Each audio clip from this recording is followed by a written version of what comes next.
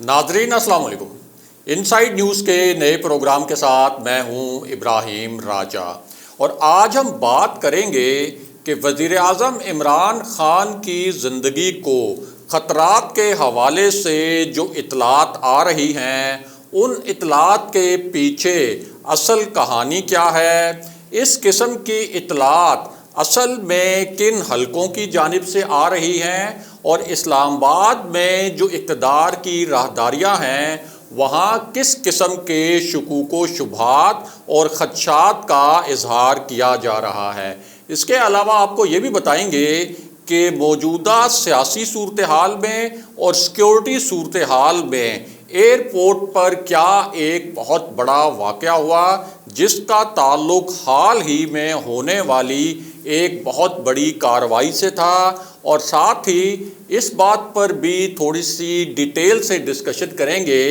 कि क्या वज़ीर आज़म इमरान ख़ान किसी बड़ी कुव्वत के मफादात के रास्ते में कोई बहुत बड़ी रुकावट बन गए हैं और वज़ीर आज़म की ज़िंदगी को जिन ख़तरात की निशानदेही की जा रही है क्या ये ख़तरात उस कुव्वत की जानिब से हैं। हमारे जिन दोस्तों ने अब तक हमारे चैनल को सब्सक्राइब नहीं किया उनसे हम कहेंगे कि हमारे चैनल को सब्सक्राइब कर लें ताकि उन्हें अहम मालूमात बर वक्त मिलती रहें। अब वापस आते हैं आज के मौजू पर, यानी वज़ीर आज़म इमरान ख़ान की ज़िंदगी को लाहक ख़तरात के हवाले से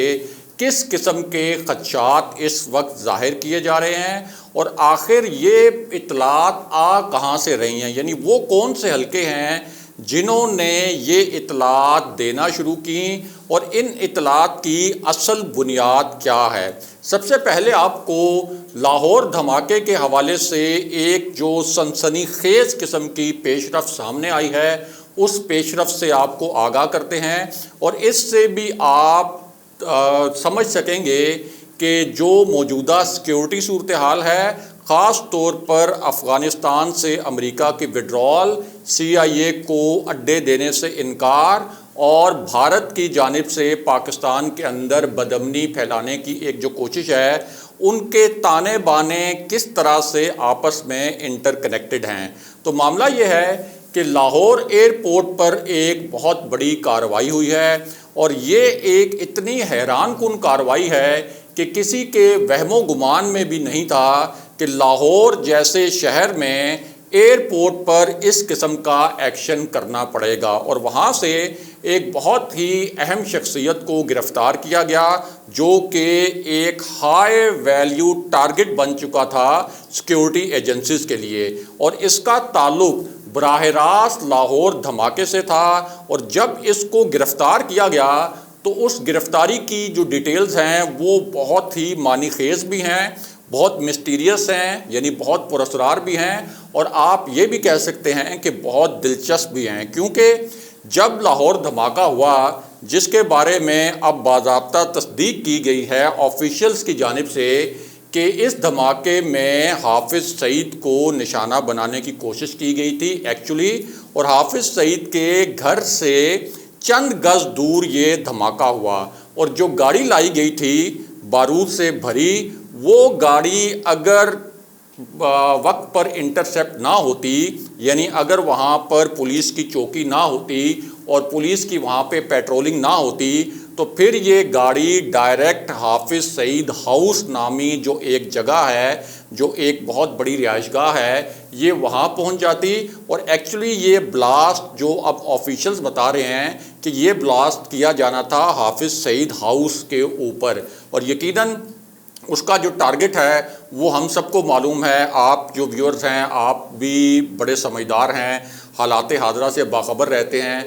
तो हम सबको मालूम है कि हाफिज़ सईद को मौजूदा सूरत हाल में कौन टारगेट करना चाहेगा। अब पुलिस के लिए ये एक बड़ी मिस्ट्री थी कि किसी भी पाकिस्तानी दहशतगर्द तंजीम या किसी ऐसी कलदम तंजीम जिसको पाकिस्तान ने कलदम करार दिया हो या जो पाकिस्तान के अंदर पहले دہشت گردی کی کارروائیاں کرتی رہی ہو اور ان کارروائیوں کی ذمہ داری بھی کلیم کرتی رہی ہو، ان کی ذمہ داری بھی لیتی رہی ہو اور میڈیا سٹیٹمنٹ بھی جاری کرتی رہی ہو، ایسی کسی تنظیم نے اس دھماکے کی ذمہ داری قبول نہیں کی تھی۔ اس وجہ سے یہ معاملہ بہت پیچیدہ بن گیا تھا، بہت بڑا چیلنج بن گیا تھا پاکستان کی جو سیکیورٹی ایجنسیز ہیں ان کے لیے، کہ آخر کون ہو سکتا ہے جو پاکستان کے اندر اتنی کامیاب قسم کی کارروائی کرے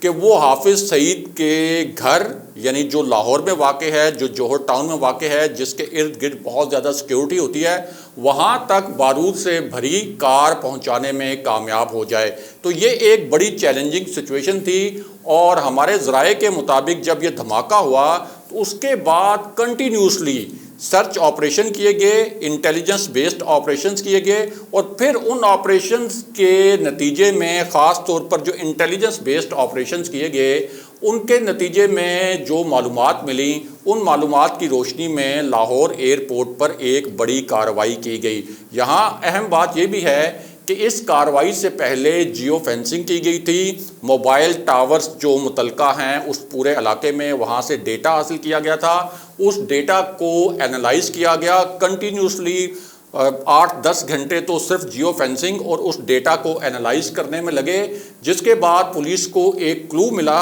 اور اس کلو کے ذریعے پولیس نے لاہور ایئرپورٹ پر ایک ایکشن کیا، جس کو آپ یہ بھی کہہ سکتے ہیں کہ ایک ہنگامی جو ہے وہ چھاپا مار کارروائی کی گئی لاہور میں۔ اور وہ کارروائی یہ تھی کہ اس دھماکے کا جو ماسٹر مائنڈ تھا،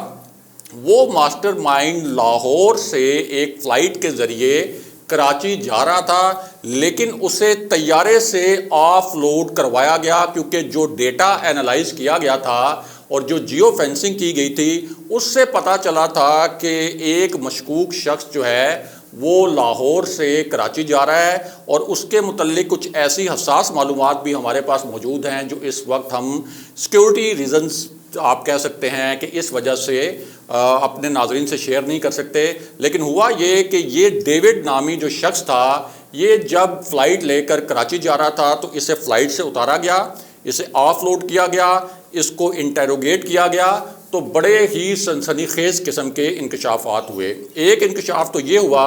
کہ یہ جو ڈیوڈ نامی شخص تھا، یہ دبئی سے آیا تھا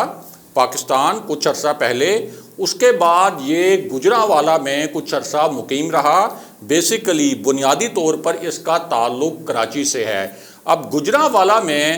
اس نے بڑی ہی مہارت سے آپ کہہ سکتے ہیں کہ یہ جو بارود سے بھری کار تھی، یہ پوری کار اس نے تیار کی تھی، اسی نے اس کار کے جو مختلف حصے ہیں اور جو مختلف خانے ہیں ان میں بارود بھرا تھا، اور اسی کی گائیڈنس میں یہ کار جو ہے پھر لاہور پہنچائی گئی تھی، اور اسی کار کے ذریعے پھر حافظ سعید ہاؤس کے اوپر دھماکہ کیا جانا تھا، جو کہ حافظ سعید کے گھر سے کوئی 5 یا 6 گھر دور جو ہے یہ کار بلاسٹ ہوا، جس میں ہمارے 3 سے زائد جو افراد ہیں وہ شہید ہو گئے اور 25 سے زائد افراد زخمی بھی ہوئے۔ اب اس کے متعلق جو انکشافات ہیں ان میں ایک انکشاف یہ بھی کیا گیا کہ اس کا جو تعلق ہے، جو ابتدائی تحقیقات کی گئیں اس میں اس نے یہ تسلیم کر لیا اور یہ اعتراف کر لیا کہ اس کا تعلق بیرون ملک ایک تنظیم سے ہے۔ اب یہاں پر شاید ہمارے ناظرین یہ سوچ رہے ہوں گے کہ بیرون ملک تنظیم کا ایک کارندہ کس طرح سے پاکستان میں آپریٹ کر سکتا ہے، تو اس کی صرف ایک مثال آپ کو دیتے ہیں تاکہ آپ کو اس قسم کے معاملات سمجھ میں آئیں کہ جب کوئی ہوسٹائل ایجنسیز کسی ملک کے اندر کارروائی کرتی ہیں، یا پاکستان کے اندر پاکستان مخالف بیرونی ایجنسیز اور جو ہوسٹائل ایجنسیز ہیں جب وہ کارروائی کرتی ہیں تو کیا کیا طریقے اختیار کر سکتی ہیں۔ مثال کے طور پر جسٹ فار ایگزامپل کہ MKM لندن کے بارے میں یہ بات ثابت ہو چکی ہے کہ اس کے را کے ساتھ تعلقات تھے۔ اگر بھارت نے یا کسی ہوسٹائل اور ملک نے یا کسی غیر ملکی ایجنسی نے جو پاکستان میں بدامنی پھیلانا چاہتی ہے یا کوئی ہائی ویلیو ٹارگٹ کو ہٹ کرنا چاہتی ہے، تو وہ یہ کر سکتی ہے کہ ایسی تنظیمیں مثال کے طور پر جیسے MKM لندن ہے، جو کہ بظاہر تو اب الطاف حسین اور ان کے چند ساتھیوں پر لندن پر کہا جاتا ہے کہ مشتمل رہ گئی ہے، لیکن ان کے بہت سے کارندے ابھی بھی پاکستان میں موجود ہیں، کراچی میں موجود ہیں، اور وہ اس وقت خاموش تو ہیں، کبھی کبھار جو ہے وہ بے نامی قسم کی کارروائیاں تو کرتے ہیں، لیکن ان کی پریزنس ہے۔ تو وہ اگر سپوز راہ نے کارروائی کروانی ہو یا کسی اور ہوسٹائل ایجنسی نے، تو وہ اس طرح کی تنظیمیں جو باہر بیٹھی ہیں پاکستان مخالف، مثال کے طور پر MKM لندن، تو ان کو یہ کہہ سکتی ہیں کہ آپ اپنے کسی کارندے کے ذریعے جو کہ ملک کے اندر موجود ہیں، اس کے ذریعے ہم نے اس ہائی ویلیو ٹارگٹ کو ہٹ کروانا ہے، تو آپ ہماری مدد کریں، اور ظاہر ہے کہ پھر باہروں بار جو ہے وہ فنڈنگ اور اس کا جو معاوضہ ہے وہ جس تنظیم نے یہ سب کچھ ارینج کیا ہوتا ہے اور جس کے کارندے کے ذریعے اس قسم کی کارروائی کروائی جاتی ہے، تو وہ ساری فنڈنگ جو ہے پھر کسی اور چینل سے بھجوا دی جاتی ہے اس تنظیم کو اور اس تنظیم کے سربراہان کو۔ یہ ایک نارمل طریقہ ہے۔ تو اب یہ جو ڈیوڈ ہے جس کا تعلق بنیادی طور پر کراچی سے بتایا گیا ہے، اس کے متعلق ہمارے ذرائع نے تصدیق کی ہے کہ اس کو بیرون ملک سے ہدایات مل رہی تھیں، اور یہ ہوسٹائل ایجنسیز کا کارندہ تھا جس کے فیسیلیٹیٹر یقیناً پاکستانی ہی تھے۔ بہرحال اب واپس آتے ہیں کہ وزیراعظم عمران خان کی زندگی کو لاحق خطرات کے حوالے سے کس قسم کی اطلاعات آ رہی ہیں۔ تو معاملہ یہ ہے کہ ایک ایسے وقت میں جب افغانستان سے امریکی وڈرال ہو رہا ہے، امریکہ کو پاکستان میں فضائی اڈے چاہیے تاکہ وہ اس خطے میں اپنی پریزنس برقرار رکھ سکے، اور امریکی خواہش نہیں، امریکی مطالبے کے باوجود وزیراعظم عمران خان نے